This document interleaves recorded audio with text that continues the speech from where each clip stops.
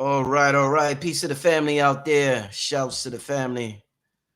All right, we about to get started. We got an important, amazing show coming up. Y'all see who I'm with.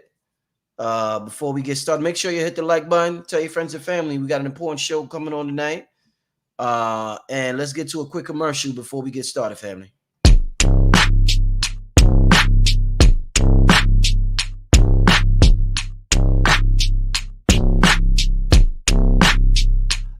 Sometimes I wake up in the morning feeling stressed. Sometimes I wake up feeling like I never slept. Sometimes I don't want to wake up cause I'm depressed. But today when I woke up I felt blessed. Yes, I'm thankful I could breathe. Thankful for the breath, thankful for the heart beating in my chest. Superman S. I fell in love with life, not afraid of death. Fell in love with life, fell in love with sex. And I confess, I love my cold, melanated flesh. It absorbs, it protects like a bulletproof vest. I kill all my demons and then I ask who's next. I'm the son of Osiris, I'm coming for the suit test. Suplex, God is blood, God is great. I'm thankful for the food on my plate. I just ate mashed potatoes and steak. Victory is sweet, come get a taste. The flavor in your air is baked Mac with the base. Been broke, can't break, got money in the bank. Every day someone dies, someone's born. Get a cake, set a date, get a suit, get a tie, get a date. God is always on time, never late. Celebrate, get in shape, meditate, levitate, elevate. Men destroy, men create, real women menstruate. And the sound I make emanates my life. And the song I sing celebrates my life. Celebrate your life, celebrate your life. Celebrate today, celebrate tonight. Celebrate your life, celebrate your life. Everything was dark, God invented life. Everybody celebrate your life, celebrate your life. Celebrate today, celebrate tonight. Accepted all my wrongs, celebrate the right. When I die, celebrate my death, see what heaven's got. I feel glorious, victorious. The medal dangle on my... All right, celebrate your life. That was nice. Yeah. You ain't know I do music, Professor. I do music production. I did that beat. Really? Yeah, I did that beat. Well, that was nice. It's apropos for what we're going to talk about tonight. Excellent, excellent. Without further ado, y'all see what it is. Y'all see who I got, the living legend with me right now. None other than Professor James Small, my brother, my elder. Welcome back. Good to have you back here, man. Thank you, Brother Rich. It's good to be back. For the last 4 months, I've been on a journey, but I'm back. Yeah, listen, I heard about it. Let me just tell the people right now. I know that the elder didn't tell me to do this, but I want to do it because I know the elder. Somebody had told me you was going through something, and I just life been moving so fast. I didn't get a chance to call you. What I want to do right now is I want the people to show you some love. I'm gonna put his Cash App. The elder's been sick for the past couple of months, and I want y'all to show him some love. He's been out of work, and I just want y'all to show the elder some love on the Cash App. You know, whatever, you don't have to, but if you can, definitely support the elder. I'm gonna make it my mission during the show to send you a nice donation, elder. Cash App. You always do. I always appreciate you, brother. Tell the people what else you've been up to while I put this Cash App up here, Professor. Yeah, for years I've spoken about the fact that I've had a prostate issue. So for about 35 to 38 years, I've been dealing with a prostate that should be the size of a walnut. Mine was bigger than a grapefruit. So it interfered with all of the function in my lower extremities for 35 years. I had to go through some terrible stuff, from hemorrhaging, from wearing diapers, from wearing catheters. I've given lectures. People didn't know I had a catheter on in the bag strapped to my leg. I mean, for years, going through that because I figured this is what I got to do to survive. And I didn't, did not want to not do my work, right? So I said, okay, this is what I got to do. This is the name of the game. And I did not want to be butchered. The only treatment they had was to do some very invasive surgery, and that always left people debilitated. So I said, I'm going to do the herbal thing. I'm going to stick with my doctors. I work with them, but I worked with the herbalists as well, especially in Africa and here. And that got me through 35 years. But I came back from Africa in August and the world just crashed, just hemorrhaging at home and in and out the emergency room every day, and finally in the hospital for 3 weeks, and then out of the hospital, then back in for surgery, and then 4 weeks recovering from that. And what they did is a new procedure called embolism catheterization. They actually go in through your wrists. Wow. These electrodes and go all the way down through your body to your groin, and they cut off the flow. They actually catheterize some of the main blood vessels that feed the prostate and force it to shrink. You don't want to kill it. You want to make it shrink because you still want it to function as a prostate should function. And so they actually shrunk it. It shrunk itself. It realized, okay, with this big thing, I need 10 pounds of oxygen, but they cut this down to 4. If I'm going to live, I have to cut down my needs to 4. So it shrunk itself.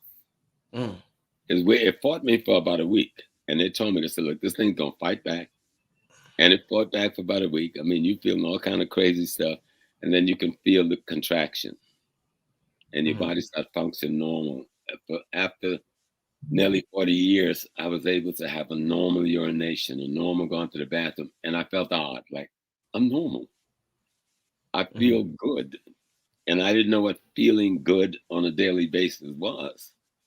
Even though I handle it now, because very few people knew how bad it was, even though I spoke about it. And I plan to do a show with somebody, maybe come on your platform and just talk to young people about this prostate situation. Because mine started in my early 40s. You know, it doesn't just hit you when you get 60 and 70s. I'm 78 now. But when this started, I was in my 40s and didn't know what it was. And the doctors didn't know what it was because men were dying before the age 70. So there was no money in prostate. Now we're living into the 80s and 90s. Now there's money, right? So they're doing the research and stuff because there's money in prostates now. And it's weird. And I had a chance to take advantage of that new procedure. And it worked well. So far, I'm in the 7th week. No side effects whatsoever. The only thing with the soreness, when you're going through the procedure, they can't put you under. You have to be fully awake. Right. You're going to be suffering some pain and you're going to hear all the noise. And they're looking at a TV screen and manipulating these little things down in your body. Yeah. And you hear the doctor cussing, God, dang, I missed it. Wow. and you're going like, oh my God. And one time they said, well, we may have to send Mr. Small home and let him heal for a while and bring him back next month. That's when I got heavy on the ancestors and said, Mama, please let them find this thing and fix it now.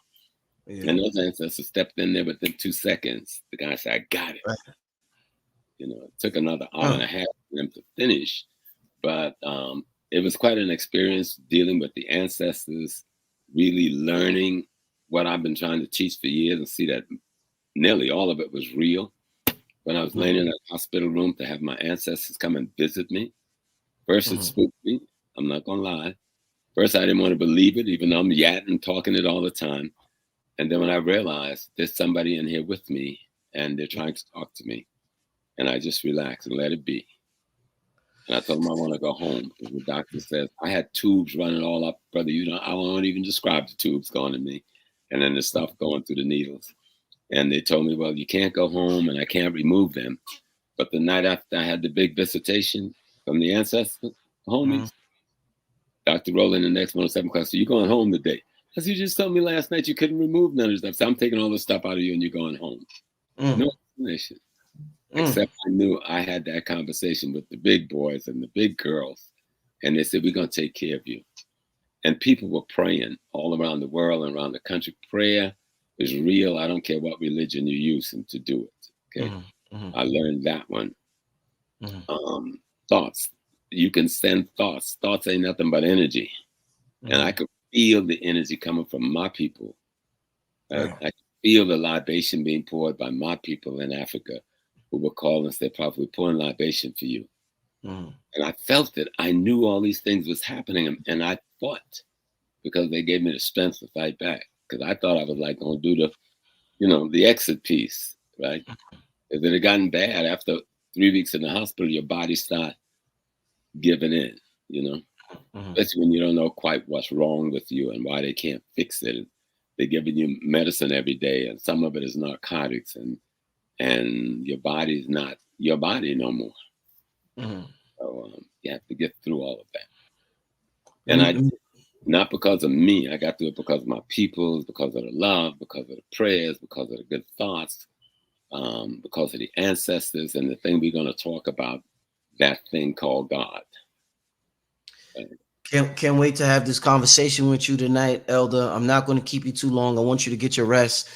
Before I put this Cash App, I want to make sure I got the right name, because people be sending it to the scammers. The scammers have a name that's real similar to yours, I but it's not swear yours. they do. They got me a So few times. You yeah, know, they a couple of people. I got a fast group, and a couple of people got caught up, and they sending it to the wrong people. Then they end up getting mad at me. So let me make sure I got the right Cash App. I'm gonna spell it out: DRJAMESSMALL. yes. All right, just want to make sure. I don't need the scammers getting all the professors' donations. My brother has been through a lot, and I want to make sure my brother's good. All right, so make sure you support the brother. With And that being said, you yeah. always do. I tell people the only guy that ever really take care of me is Brother Rich. He Oh, makes sure that that's always. always done from the beginning. You I know, take care of my elders. You, Dr. yeah, Valentine, my you elders. do, I make sure you're good. Sister you do. Myra, I make sure you're good. So it's an honor. I'm No, you're blessed. very respected. The people respect Yeah, the way you handle your podcast. indeed. You know, you're It's an quite honor. respected. It's an honor. Professor, let's get started. This is a very common question, $1 million question you hear a lot of people ask. A lot of people with melanated skin, very frustrated, very confused as to why God will allow Black people to go through what they go through, considering what we know about slavery, consider what we see on the news every day, considering our own individual experience in this life, whether it's the school system, the jail system, the education system, the workforce. It's like everywhere we go, the darker you are, you're always at the bottom. It always seems like there's some type of conspiracy against the darker skinned people. And it's like Right, it's just tough. It could get tough psychologically on you. It could get real tough being a melanated person. Then on top of that, people are telling you, oh, you got children to take care, you got a wife to take care of. You're a man. If you're a woman, you got cook for your family. You got to be strong every day, despite everything that a group of people has gone through in the last 500, 600 years. And people want to know, why would God allow this to happen? I've heard different reasons. The Moors, I've heard in the Bible they say we are Black people are cursed, the curse of Ham. So I've heard different things, but I haven't heard your perspective, Professor James Small. It's a question that we want to know. It seems like, when the hell is it going to end, Professor? If we got all this magic and power, and you, like you said, the ancestors, why did this have to happen to our people, my brother? first of all, I'm not informed, nor am I instructed by the Torah, by the Bible, or the Quran. My conclusions, my analysis is not based on anything from the Abrahamic confusion and illusion. That's Get what you it call straight. it. Confusions and illusions. All The right. reason people are having problem trying to figure out why God let this happen, because they're looking for God every place except in the mirror. Say that again.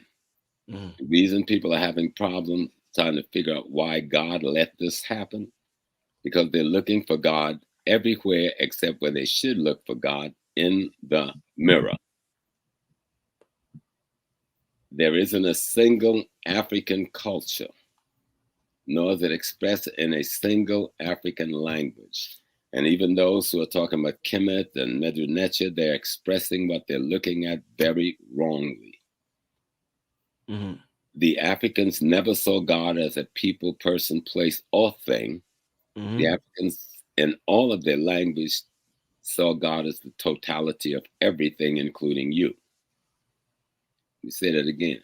The Africans saw God as the totality of everything that exists, including you. And if you don't carry out your role as the God of your kingdom, which is yourself, and you're looking for some God in the sky or in the ground or in the wood or someplace else, you're going to be in a situation Black people find themselves in now.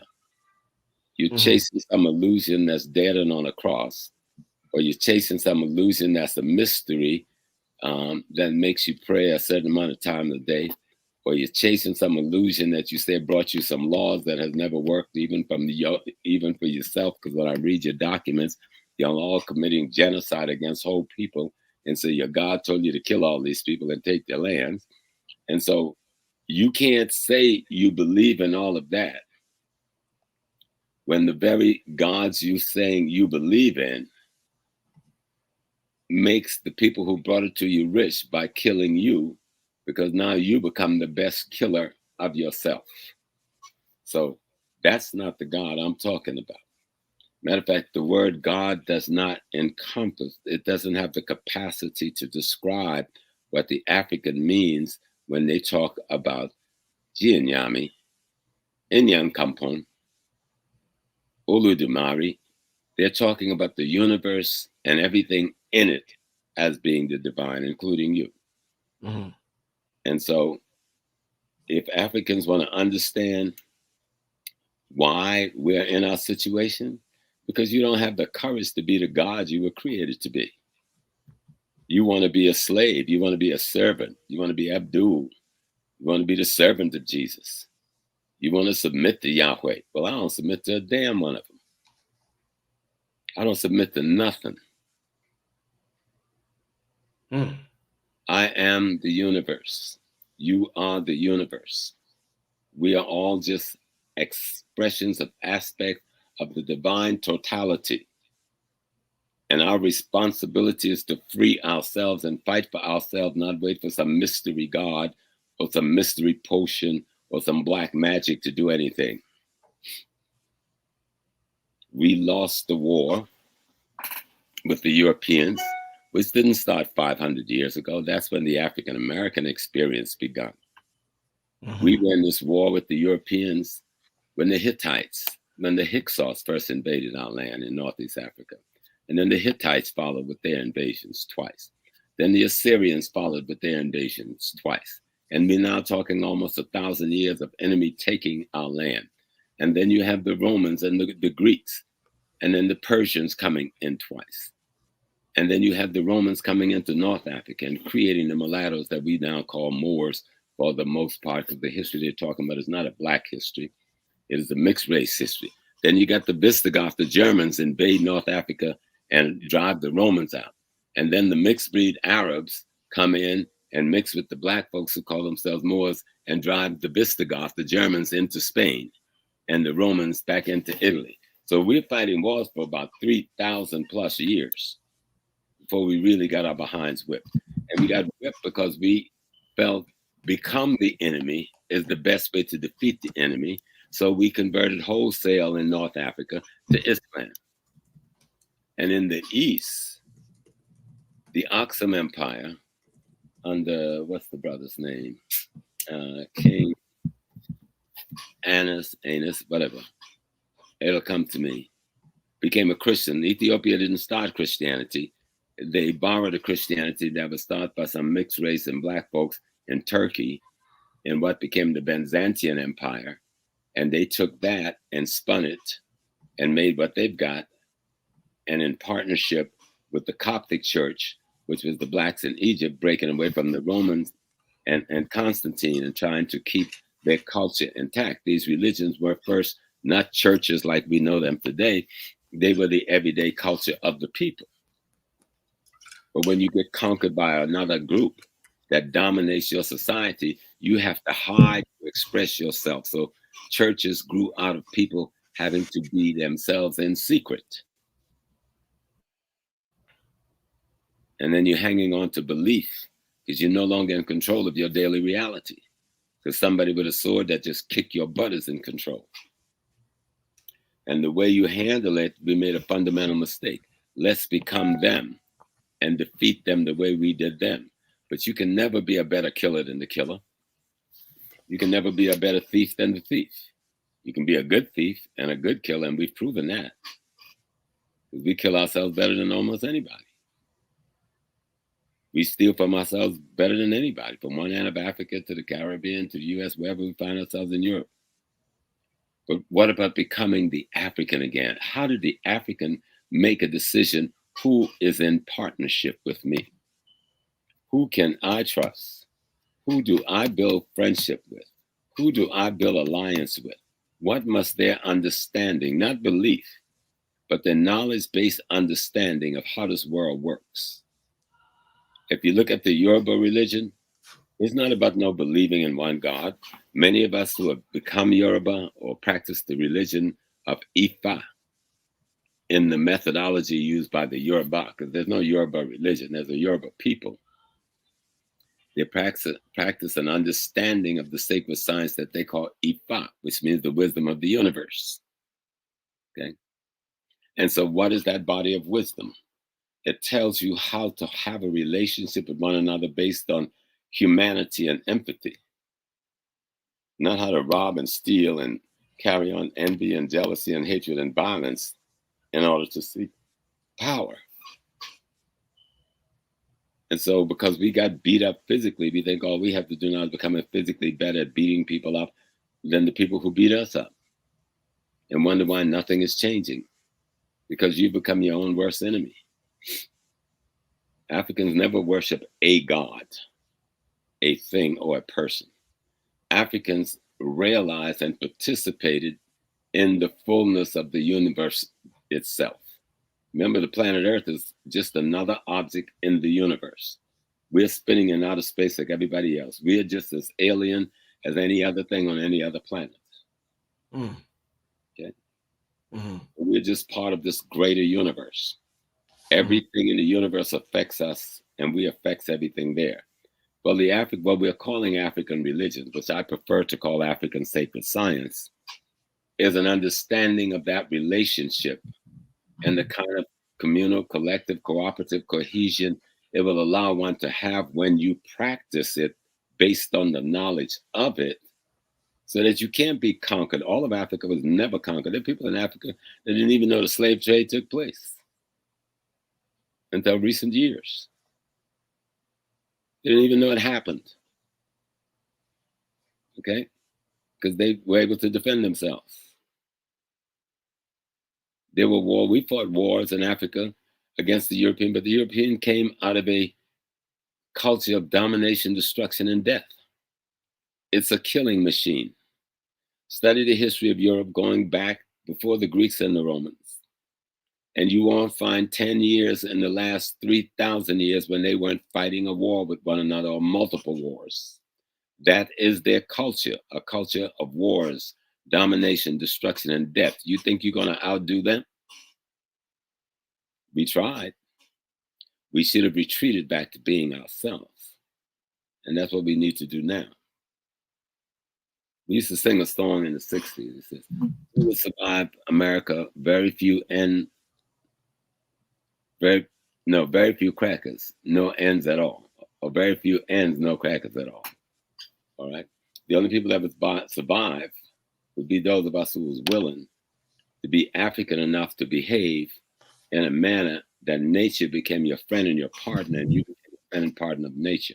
That the cosmology became your friend and your partner, and you became a friend and partner of the cosmology through an understanding and a gaining of the knowledge that allow you to develop the communal, collective, cooperative relationship, both internally and externally, that will allow for that to happen.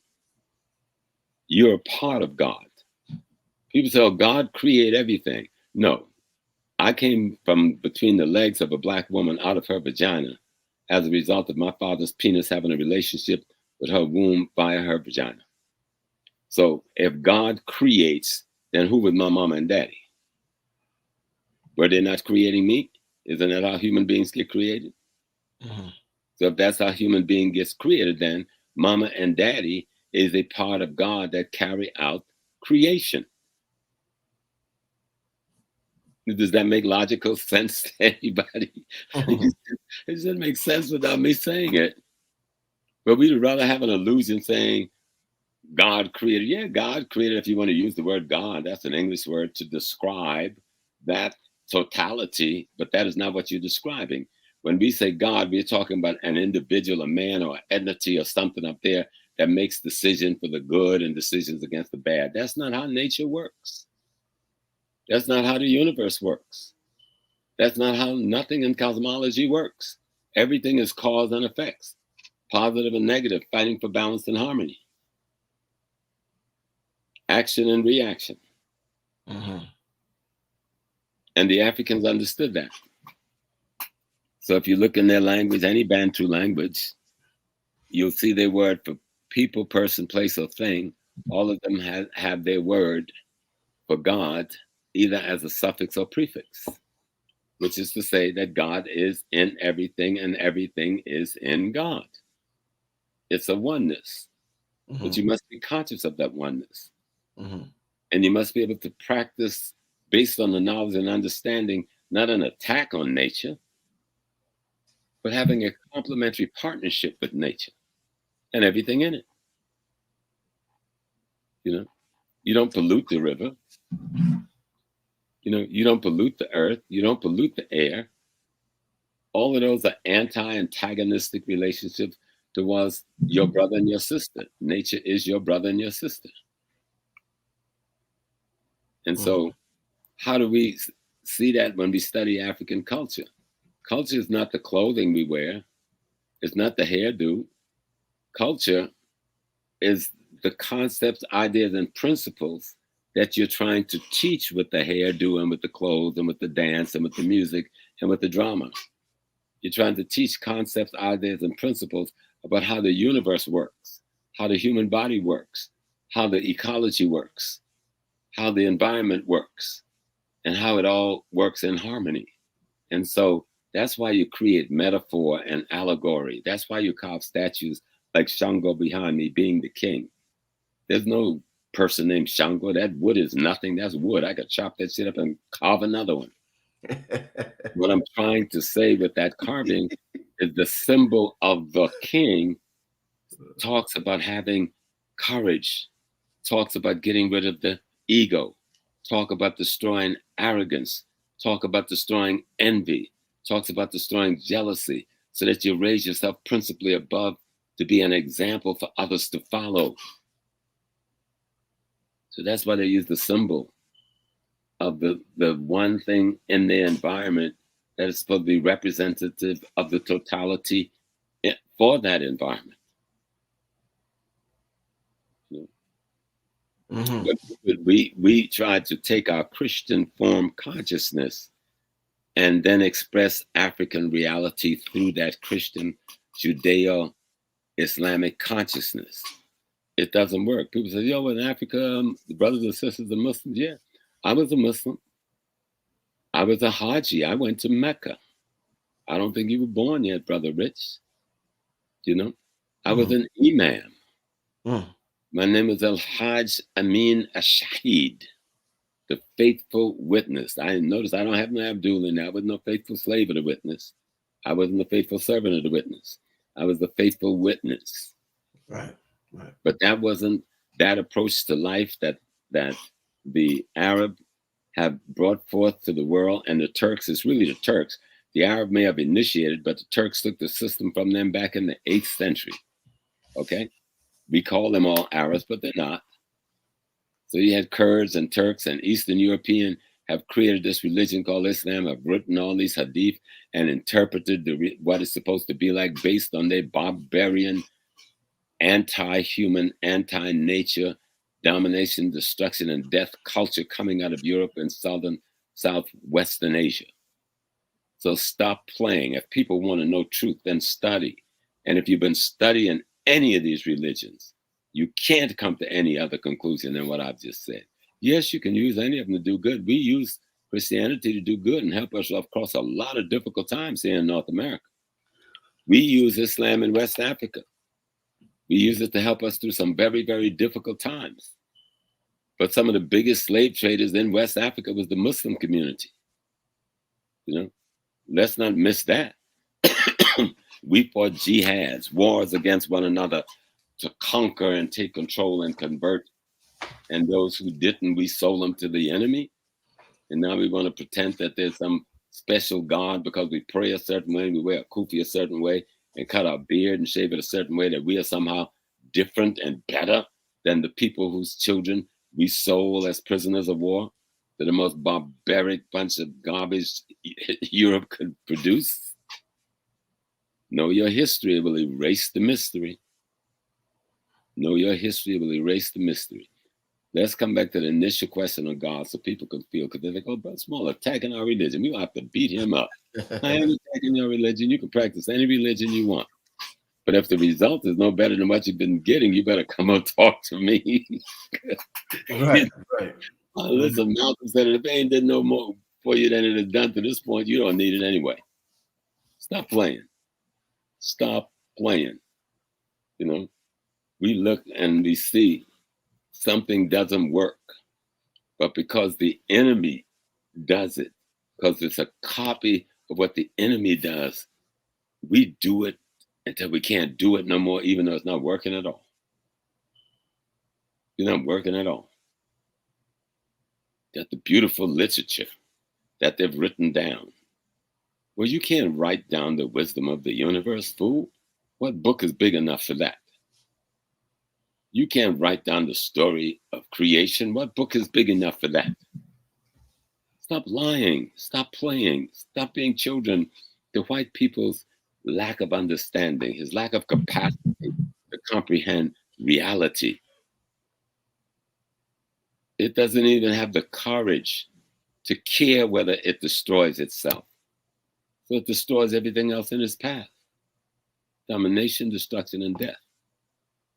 In the African mind that's organized around African genesis and authenticity, God is every and all things at once, including me and you.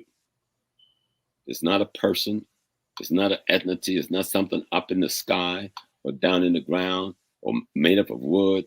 God is everything, from the bumblebee to the fly, from the wood to the human, from the cloud to the gases, from the water to elements in space we don't know. All of it makes up that thing that you call the divine. And you're a part of it intricately, and you're made up of all the things that make up all the things. In Africa have sacred science systems, which we erroneously call African religions, but they are sacred science systems, which some call the wisdom schools. But the Africans never call their system a wisdom school. They call it their sacred science, their understanding of cosmology, ecology, and the human being's role in it. And so, who was supposed to protect you from the lynchman except you? He come to kill you, kill him. Indeed. Not being afraid to kill him, and you're going to blame God because you were a coward? Indeed. Well, Professor, what I want to know also is, and that was a thorough breakdown, and I definitely appreciate it. But I know a lot of people are curious, Professor. Before we took on the Abrahamic religions, or whatever you call them, Judaism, Islam, Christianity, a lot of people say we were doing something that caused us to fall. Once we fell, we got indoctrinated with those religions. What were we doing? Were we doing something, Professor? Fall from where? Grace. What the hell is grace? What is grace? What I'm trying to say is, we're at the bottom right now, Professor. We don't even have a black community. We don't own any of this. So I'm talking about when we own shit, Professor. When we had our own. We still own it. Do you want to fight to keep it? We still own everything in the ground in Africa. But you want to stand by and let somebody else come and steal it and talk about God didn't stop them? You deserve losing it. What were we practicing when that happened? You are God. We were practicing knowing that we were God having a human experience. And we still allowed ourselves to be frightened and intimidated of death by this brute. Once you became a coward and not willing to die for what was yours, you have a right to be imprisoned. You have a right to be enslaved.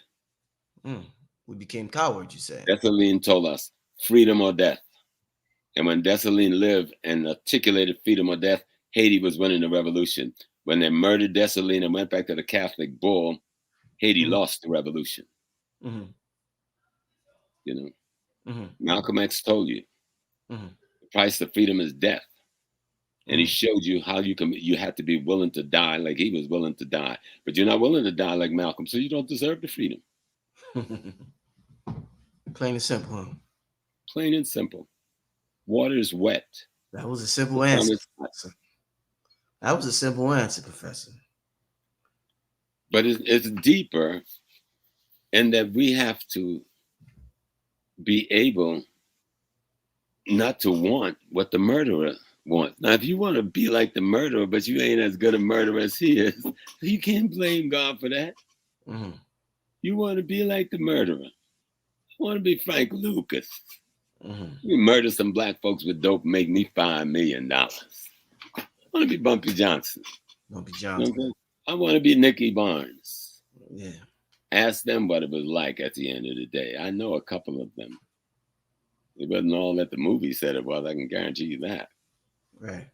So let's come to now. Here we are in Black America, about 60 million strong. White folks say we 45 and they miss about 15%.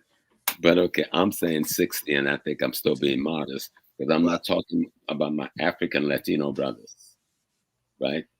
Who would make us about 90 million if they were to wake up to the fact that a language don't determine your race, right? Nobody called me British. I'm not considered to be Anglo. You know what I'm saying? I speak English. But then they see me as an African. But if you speak Spanish, you be black as midnight. You're no longer an African. So that kind of ignorance is what we have to fight against. Know the truth. And this is an old dictum, long before any of the Abrahamic religion, going back beyond Kemet. And the truth will set you free. Know and understand your reality. When you die and they put you in that casket, they do like we did Brother Sekou Sunday out of the day. We buried him in a wooden box in the ground. When Sekou rots, his body will break down into the 400 plus minerals that makes his body up, and it will dissipate back into the earth where it came from. We are dirt at the end of the day because all the vegetables we eat is made out of dirt.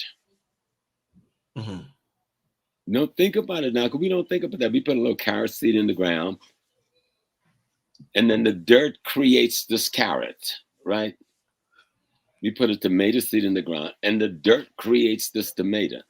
So the dirt becomes the tomato. We don't even ask, how does dirt become a tomato? We just gobble down the tomato. All right? The energy that's in that tomato is the reason we gobble down the dirt that makes up the tomato, because we want the energy that's in the tomato to energize our body so we can keep being animated. Right? So our bodies, like me now, here I am 78, I'm talking, I'm moving, I can lift things, I do my exercise every day, I be curling my little weights and stuff, you know what I'm saying? Trying to just keep this machine going. Well, I'm matter and I'm energy. We accept that the science that we think we know today says neither can be destroyed. So why are we even thinking about death? Because of fear and ignorance. When someone cuts you off just one generation from being instructed and informed by your culture, you're in a state of ignorance towards who you are. And the only chance you have to put any fighting back is to try to become who they are. And if their total way of life is making sure you never become who you should be, then you now become the master of keeping you from becoming who you should be. I hope that was made simple enough. And then back to God. God ain't a person, place, or thing. God is everything. And I'm a part of that everything. You, Brother Rich, is a part of that everything. When my mother and father gave birth to me, they had sex. They must have had a good old time. I ain't even embarrassing them. Themselves. Had a good time, huh? They had a good time. And at the end of that good time, Daddy shared all of what was him with Mommy, who shared of all of what was her, and all of what was him and her became me. I am they. So they're not dead because I'm them going forward. When I die, those 8 children I have already, they're already me. They're me going forward. The 20-something grandkids I got, they're me going forward. I am eternal. Right. Indeed. We are the universe. We function the way the universe functions. That's the way of life of the African being. Not some ego, arrogant, envy, jealous, murderer, thief, marauder, seeking power and pleasure. As we've learned from the incomplete man, the depreciated being. Okay? There's some things in nature that does not have the capacity to comprehend divinity. So they make themselves divine. They turn God into man. Amen. And then they kill the man that they turned God into. They said, well, we kill him, but he's going to rise again and come back. Then they'll be ready to kill him again with a new story twist. A new story twist. Yeah. And then the other story, most people don't understand. When you read the Quran is made up of the Old Testament, New Testament, and the last revelations coming from the prophet. They're all the same religion at different times in history. And what it was designed for was to civilize the barbarian that invaded Northeast Africa. We gave them that body of knowledge. But we didn't give them everything. We gave them enough because we thought that it would civilize them and stop this genocide that we had been a couple of thousand years involved in. But it didn't. He took what we gave them and expand his ability to commit genocide on the world and took over the whole globe. So we must take responsibility for that. But now we need to go back and find what we left behind. Because you can't tell me that we can go to church every Sunday. The prison of millions or more black people and Christians, they're Christians. 1/4 of them become out Muslims. Indeed. You know, real quick, Professor. When it comes to, you're talking about freedom and this concept of freedom, and oh yeah, I like that word. Yeah, one of the things that get brought up with freedom, two good things that get brought up when it comes to getting your freedom is economics. Gets the conversation economics. The brother Rock used to always talk about economics. Yeah, I love Brother Rock. That was my man. Another thing that gets brought up is spirituality. What I want to ask you, those is two good things to bring up when it comes to freedom. What about developing a language separate from the English language? How much of we already have languages separate from the English language. They're not all spoken all over Africa. We don't need to develop a new language. You don't think we need to develop a new? You just we need to learn we need to learn any number of our language that's available to be learned. Starting from Swahili, people say, well, Swahili have some Arabic relationship, then dump Swahili. Go to the Akan, go to the Yoruba, go to the Shona, go to the Inabelli, go to the Zulu. Go to the Khoisan. Yeah, we got a bunch of languages. We don't need a new language. Well, not a new language. It would be an advantage for every African child, especially in the Western Hemisphere, to learn an African language, because you will see the world quite differently. You will see the world quite differently. You would stop saying God, and in your brain is a man somewhere up in the sky. Right. It's supposed to be helping you out because you're righteous. And a damn one of us can even live up to the standard of what any of those religions call righteous. Not even me. Right.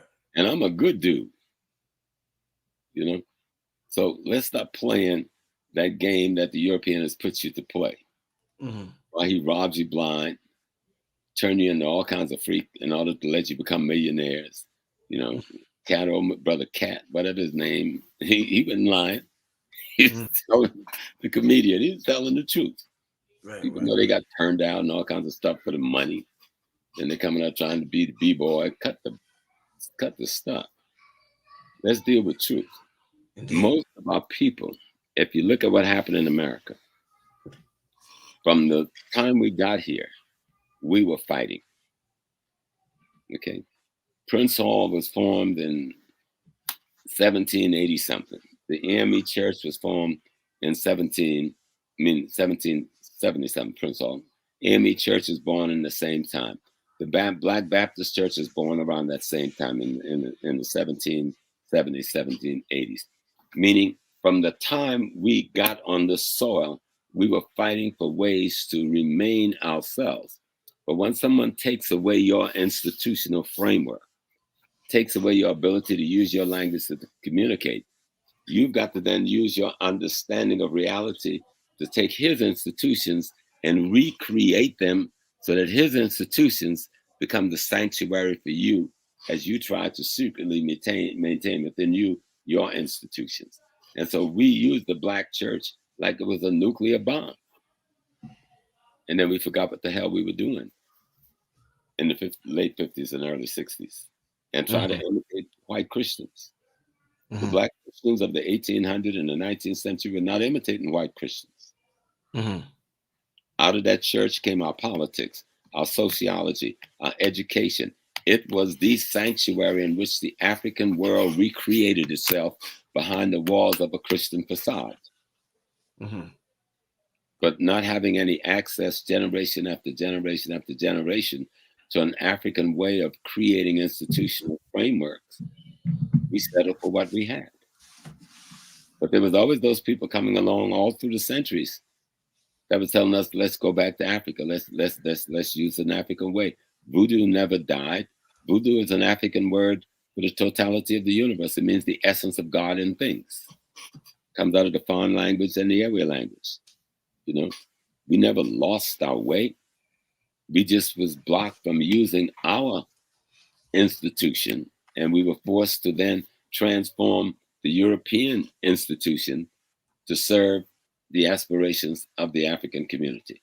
We name everything African, the African Free Lodge, the African, this is 1700, the African Methodist Church, the African Methodist Episcopal Church, Free African Society, the African Baptist Church. We didn't wait for Adam Clayton Powell, Jesse Jackson to use that word African. We were using those words in the 1700s and 1800s to name all of our organizations. We knew who we were, but we were not allowed by law and by tyranny to practice who we were using methodologies that came out of our history. Now we can do it because we've fought enough. We've kicked down enough walls and enough doors. We can go back to Africa, and we have gone back to Africa, and many of us have relearned how our ancestors saw reality. We have relearned how our ancestors saw themselves in cosmology and ecology. And we are coming back and trying to teach one another. Don't tell me about some dead God and some God you pray to every day, but the only thing that he can get you can't even get you a pass out of prison. It just lets you stay out of trouble in prison. I'm not into none of that. Okay. And come telling me that I'm the chosen. And I like some of us, any brother and sister feel that you were chosen and you were given land, get on El Al and go to the land. Go take it back. What you bother me for? Okay. Stop playing. It sounds good when you rat-tat-tat and all this off. The Bible said this, but the Bible is a fairy tale document that's only a few seconds old in terms of time. Doesn't represent anything significant in terms of how the world was formed or designed. Most of it is plagiarized African knockoffs, philosophically. Indeed. Professor, I want to get to a couple of questions from the people. I want to monitor your health and make sure you get your rest, Professor. So I want to get to a couple of questions before we get out here from. I want to give them the opportunity. They in the chat arguing and shit, man. These people crazy. No, don't argue. Love ye one another that ye may be loved. Isn't that what your religion teaches y'all? Fighting like cats and dogs. But let me put your cash app back. Well, hold up, Professor. Make sure you support the elder. He does amazing work, has done amazing work in our community. I want to make sure you support the brother. He recently has gone through a health situation where the brother hasn't worked for a couple of months, and I just want to make sure the family takes care of our elders while they're alive instead of waiting for them to transition and then saying, oh man, I wish I could have did this, I wish I could have did that, and talk good about him. Instead of talking good about him, let's do good by him now instead of talking good about him like how we usually do, and give him his flowers while he's alive. So his cash app is on the screen, $ Dr. James Small. All right, let's get to a couple of questions, Professor. Yes, sir. Question. All right. Do you think that a part of our plight is turning our backs on the great black mother? Is that one of the reasons why we fell, Professor? But I don't believe we've fallen. Well, you know what I mean. You know what I mean. I know what you mean. That was one of the reasons why we think we've fallen. And see, if you think you've fallen, then you've fallen, even though you're standing upright. I hear you. You Okay. Now the great black mother is a symbol, right? When the universe decided, let's look at it now. The totality of everything. I mean, we don't know the beginning or the end of the universe because there can't be a beginning or an end, right? Because if there's a beginning, something was there before to cause it to begin, right? So the concept beginning is throw it out, doesn't exist. That means the concept ending doesn't exist. Throw those two things out. Your alpha and omega, throw it in the garbage. It has no place in logic or in common sense. Then we come to the black mother. If one was to be scientific and logical and reasonable and even theological, when the universe or what you wish you were calling God decided to be human, it decided to be a black woman. Mm-hmm. And she creates everything else through her vagina and her relationship with the thing we call God itself. It can't create a man first because he ain't gonna bring no babies through his rectum. Mm-hmm. So let's be real. So when the universe, when God, when whatever you want to describe it, when it decided to be human, to have that aspect of itself. See, 'cause I put it simply, we are God having a human experience. Mm-hmm. We are an aspect of the divine essence having this experience. The first aspect of the divine essence having the human experience had to have been a black woman. And she Mm-hmm. gave birth to the rest of the human being. And if you trace yourself back, if every human being in the world today began to walk backwards in their gene pool, they'll all end up at one woman. And it would be a black woman. And if that one woman that we all end up in implodes, it would be an aspect of God having an experience to be human again. I hope that makes sense. I try to make Oh it yeah. work. Oh yeah. Okay. And so the metaphor of the black mother, because even if you go back to the oldest religious book we know, is the pyramid text. Mm-hmm. And I've read it, recited it before that first chapter on the Genesis chapter, where Amun says, I create myself out of myself. Mm-hmm. I cause existence to exist so that existing might exist. And when I realized that I existed, Ma'at was at my side. Mm-hmm.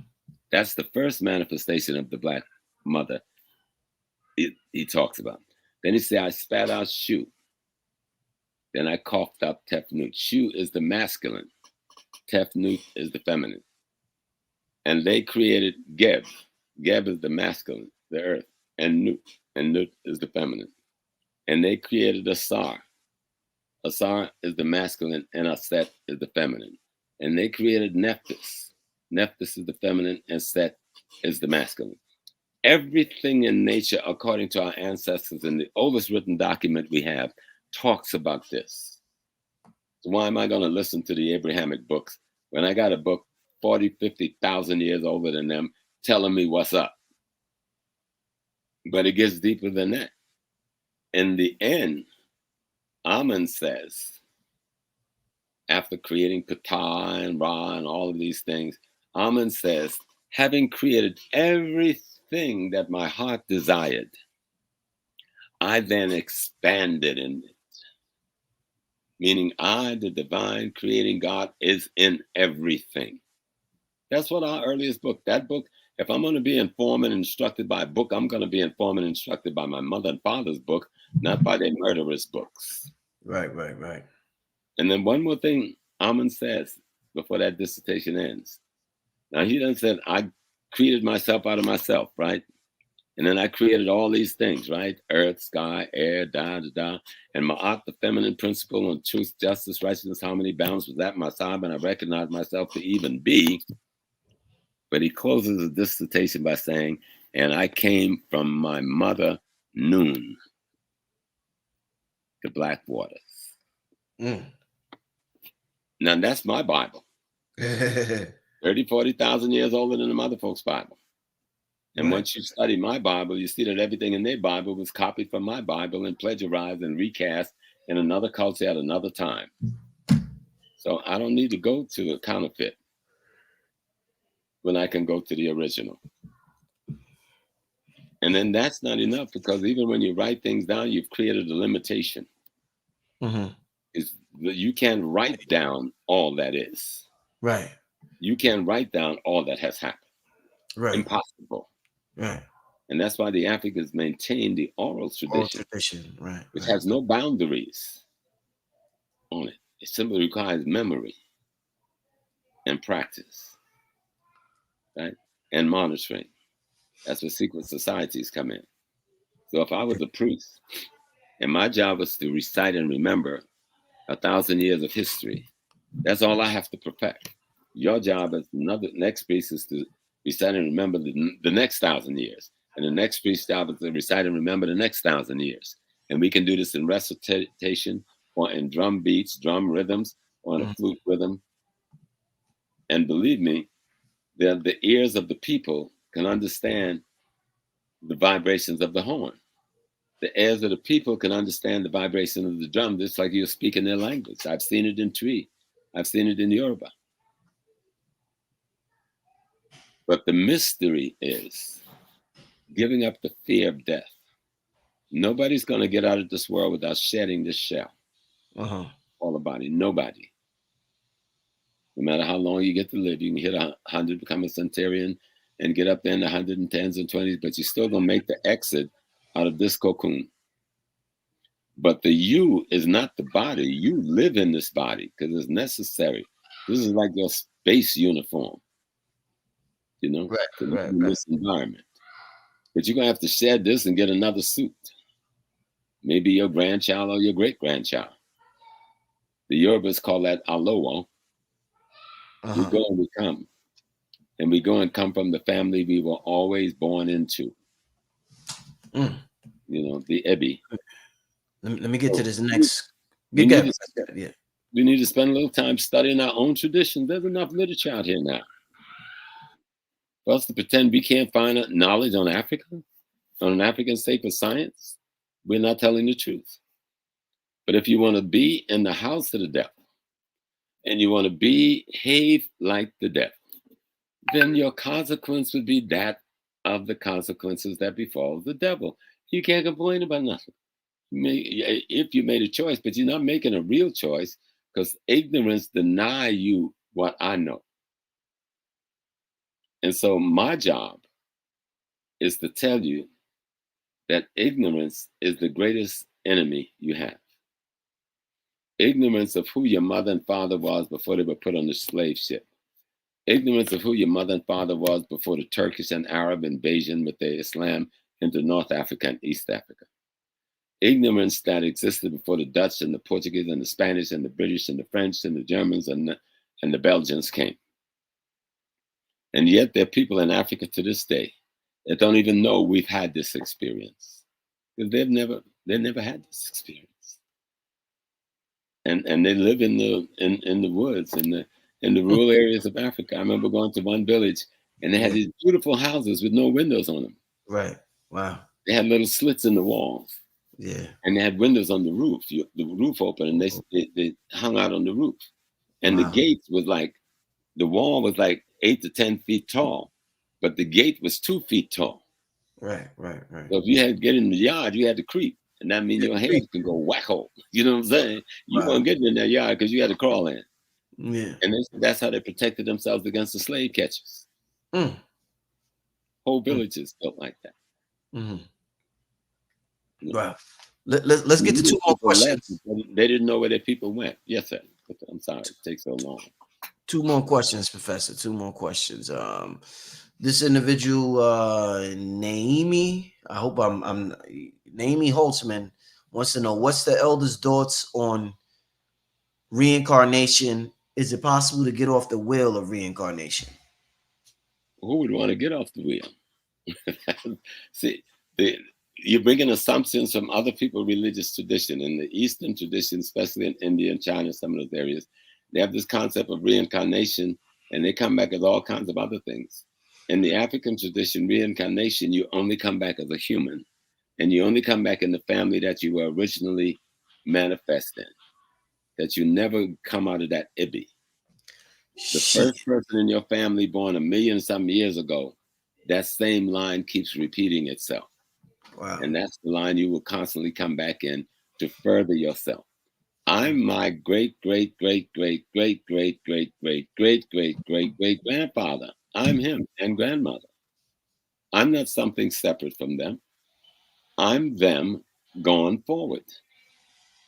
They were me in a time before this time. I am the same them in this time. And I've taken that aspect of me and created my children, who is me going forward in the next time. So reincarnation, the way we think of it in the West, that you die, then you come back as a bumblebee, a butterfly, or even another human, that's not how the Africans see it. The African sees you as a constant repetition of yourself. So when a baby is born in a Yoruba household, or an Akan household, all the elders and the priests and everybody is called to come. And the first 3 days are devoted to one thing. Who is this child? Mm. Is it a new body of energy that has arrived? Or Mm-hmm. is it an old energy? And if it is, who is it? And only then they determine what the name is going to be. And that takes another 4 days to make sure they got it right. And then they bring the baby out and introduce it to the public. And that's called the outdooring. Wow. Yeah. Wow. So we take it seriously that there's no such thing as death. Life never ends. It transforms. Mm-hmm. You know, like I said earlier, when I eat a tomato, a carrot, a collard greens, a piece of kale, what am I eating? I'm eating the dirt, the minerals that they absorb to create it themselves so that they can be ingested by me to create myself. Right. When I eat the beef ate the grass, right? Mm. That's all they eat. That big old thing eats grass. He's a vegetarian. Mm-hmm. But the minerals that he gets from that grass, I then extract from him in the form of a certain type of protein, right? Which energize me to keep this organism going. Mm-hmm. It's all one thing. I am the cow. I am the collard greens. I'm the kale. I'm the tomato. Take away the kale, the tomato, the collard greens, the beans, the greens, the rice. I don't exist. It's all one thing. No, The different definitely, manifestations of expressions. definitely, definitely, Professor. Mm. This, and I want to end it with this question. This is a question that I guess got everybody debating, and I know you've talked about this before, but the sister right here, the herbal goddess, wants to know: can you ask Professor Small about us being indigenous to this land? It's a hot topic and on the internet these days, my Yeah, brother. because it's hot topic because people are still ashamed of being Africans. Let me just put that right up front, right out there. We're indigenous to all lands. Hmm. So if you go to Australia and we're there, Everywhere, you huh? go to New Zealand and we're there, you go Right. to India and we're there, New Caledonia and we're there, you go to Vietnam and we're there, you go to Cambodia and we're there. Why the hell wouldn't we be in North America? What's such a big deal about being in North America? Except that there's so many Africans who feel if I say I was indigenous to this land, I can denounce being African because I don't have the courage to be that again. I don't have the courage to know that or know how to become that again. So tell me, show me any proof of your indigenous to this land. And don't tell me about a couple of little people running a couple little notes. Because I know I have family who was here before Columbus. I used to attend their graves when I was children. We buried in mounds, big hills, and Hmm. not holes. Most people can't say that. They don't have the experience I have growing up in the woods side of the river in Acadia. Hmm. Hmm. I grew up in an African village, in a native African village. And there's a place just off of my village called Sandy Island. That's in the middle of two rivers, the Walkman and the PD River, where a bunch of my families are from. But we're everywhere. What is the big deal that we would be from America? Were we not in the Caribbean in every island? So what's the big deal? What is the point of that discussion? The point of that discussion is an African denunciation in the consciousness of those who are too cowardice to realize if you claim Africa, then you got to claim the war that Africa must fight to be free. Freedom is to be shackled to your identity. People don't want to be shackled to an identity that would require them to fight a revolution. Mm. And so you should know the name of Sekou Odinga. We buried him last week. I knew Sekou Odinga when he was 18 years old. I knew Sekou Odinga when he was a member of Malcolm X OAAU. I knew Sekou Odinga when he started the Harlem chapter of the Black Panther Party. I knew Sekou Odinga when he founded the Black Liberation Army. I knew Sekou Odinga when he broke Assata Shakur out of prison. I knew Sekou Odinga when they took him away in the 1980s, and he spent 33 years in prison on our behalf. 26 of those 32 years he spent in solitary confinement, and they couldn't break him because he knew he was an African man. He was the universe. We are the world. I'm not afraid to be the world.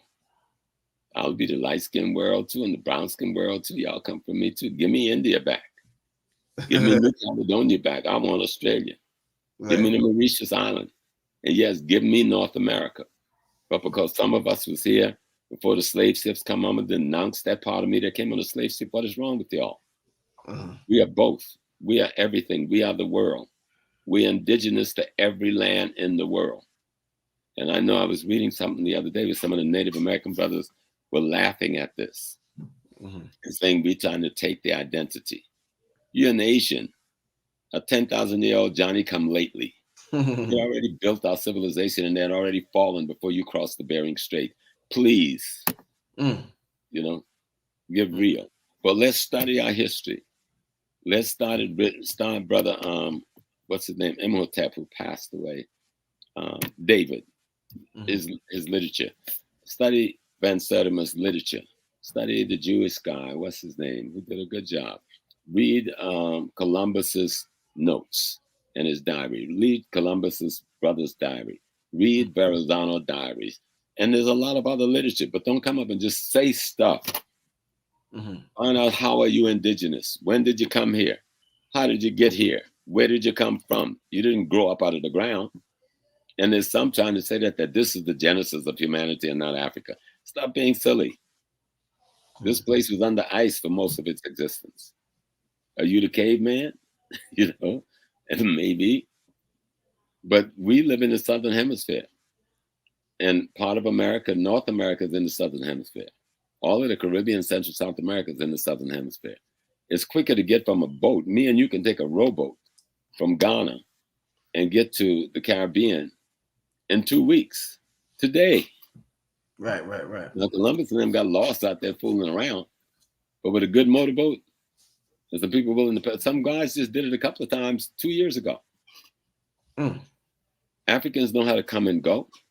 We've been coming and going all over the world for hundreds of thousands of years. So it's no big deal that we're indigenous to North America. And the reason we're making a big deal, because we're having an argument with the most recent arrivals from Africa.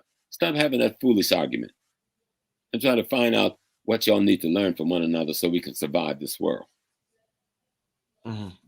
Hey, man, I definitely appreciate you coming on the show. Once again, I want to share Professor's Cash App. Make sure you support the elder if you can. $, Dr. James. If they think I'm too hard, I'm kind of sick now. Y'all got to see what I'm not sick. Man, indeed. But we got to be free. Freedom is to be shackled to your identity. My identity is Africa, whether I'm in Vietnam, India, North America, South America for the last 5,000 years, I'm still African. And if you got a problem with that word, throw that out. Let's pick another word that the people will approve of. But most of the people seem to have accepted that word. So let's use it. If it don't work for you, let's get to the consensus to create another one. But no individual saying, I'm going to change my name to Hoop Hoop Do. No, the consensus in the African world is the word Africa. Indeed. You got any contact info, Professor? Any email or anything? Go to my Facebook page, Professor Small African World. That's where I post everything that I do and try to get as much of my stuff out there on ProfessorSmallAfricanWorld.com. Professor, as always, I appreciate you for coming on here. I appreciate you, Brother Rich. I appreciate you for you're such an inspiration, my brother. You're going so strong you said you're 76, my brother? No, 78. Proud of 78 too. I'm trying to hit 80. Then I'll say, oh wow, I made 80. I'm trying to hit the 90. That's amazing. I'm trying to give the people everything I learn, Yeah. I share it with you. Yeah. And the biggest thing I've learned is how much I haven't learned at all and how much I don't know Mm. and how broken I am. I talk to you and Dave, but I'm just as broken as you are, but I'm Mm. trying to fix me. All right. I'm Yeah. fractured, I'm fragmented, I'm cracked. And sometimes I slide back, but I'm constantly trying to fix me. And the Yeah. only thing I know that can fix me is the womb of my mother. And the womb of my mother is a Black African woman Mm. and a Black African culture and a Black African spiritual system. That's the only thing that can fix me. Indeed. Then I'll be Indeed. free. Indeed, Professor. Always an honor. I love the Yeah, statue behind you. The statue, it's been powerful. I got yeah, I got those my are own, I got people. my own statue too, Professor. You can't see it.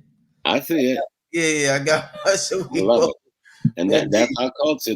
We're not gonna let nobody take our culture from India or Asia. See, Right. we've allowed people to take our stuff, Uh, you know. uh, And so I'm gonna recommend at least one book uh.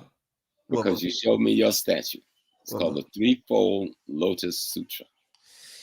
Hold up, Professor. Let me write this down right now. Hold up now. Don't go nowhere. Hold up. Let me write this down. You said the three Fold, fold Fold, Lotus Lotus Sutra. Sutra. When you read it, you think you're reading Yoruba. Yeah? It's three of the oldest sutras that Buddha ever brought forward. I'm gonna read it. I'm gonna buy it tonight. It's on Amazon. Yeah, yeah. I'm gonna buy it tonight, Professor. Next time I talk to you, I'm gonna tell you. I'm gonna send you a picture of the book. I'm gonna send you a All picture. right. Yeah. But, Okay. It's a but hell of a book. When you yeah, read that, you're like, damn. mm, Because it talks about just what we're talking about now, and it breaks it down in little pieces. yeah, yeah. You know. Looking forward to it. Thank you once again, Professor. Thanks to Thank everybody you, in the brother. chat Peace for and coming blessings. through tonight. We Thanks, get out brothers here. and sisters, for letting me mess with y'all a little bit, but I want you to think past the box. Matter of fact, Indeed. Ted, burn the box down and just walk free. You know, Right. Indeed. burn Indeed. all the boxes down. Don't even be no Yoruba, don't even African religion. Africa ain't got no religion. We have a sacred science understanding of our relationship to the rest of the universe. Powerful. Thank you, That's it. family. We getting out here. Okay, I'm brother. gonna call you tomorrow, Professor. Yes, sir. All Peace and right. blessings. Peace.